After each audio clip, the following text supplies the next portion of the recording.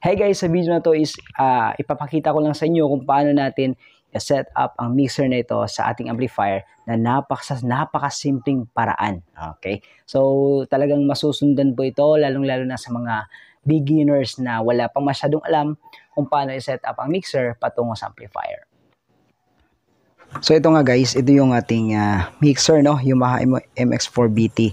So lalagyan natin to ng connection patungo sa ating amplifier.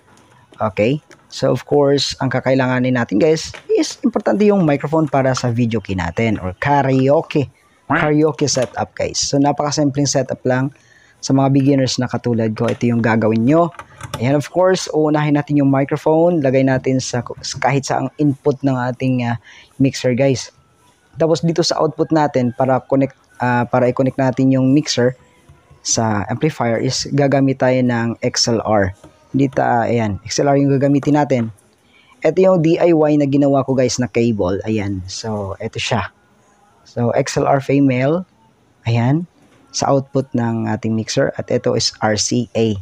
Patungo na yan sa ating mixer. Ating amplifier. So of course, connect natin to dito sa left.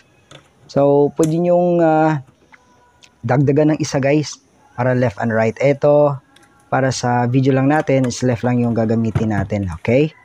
Ayan. So nakasaksak na lahat. Okay na siya. Punta naman tayo dito sa ating amplifier. Ito yung amplifier natin guys. Ito sa ating amplifier, sa likod may input siya. MP3 tape. So tape yung pinili natin. Depende yan sa inyo guys. Saan nyo lagay. Okay, para sa live streaming setup guys is kailangan nyo lang ang cable na ito. Yan, saglit lang ha. Medyo nahihirapan tayo. Kailangan nito itong PL na dalawa. Ayan. So, red and white yan. Mga kaibigan, ano?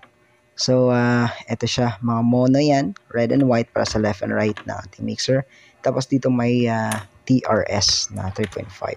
So, meron kayong TRS. Mas maganda kasi direkta na yan sa ating cellphone. Ayan. So, meron siyang tatlong guhit. Ano? Ito yung TRRS 3.5. So, since wala tayong TRRS, ito na yung gagamitin natin na splitter. Ayan. So, dito natin ilalagay sa my record o microphone. Ito siya, yung magiging, setup. Okay, so medyo mahirap guys kasi wala akong camera stand ngayon. Ayan. So, ito yung setup natin. Ayan.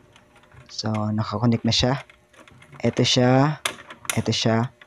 Etong dalawa guys is ilalagay natin dito sa ating left and right out PL. Ayan, dyan. Of course, pasok natin sa kabila. Ayan, peko. Okay, ayan. So, okay siya guys. Eto, diretso na yan sa cellphone natin. Diretso na yan guys. For live streaming.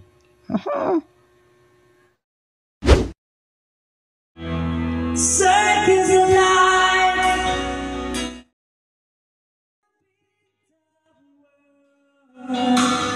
We all need a cloud to make us alive. Through space and time, always another shore.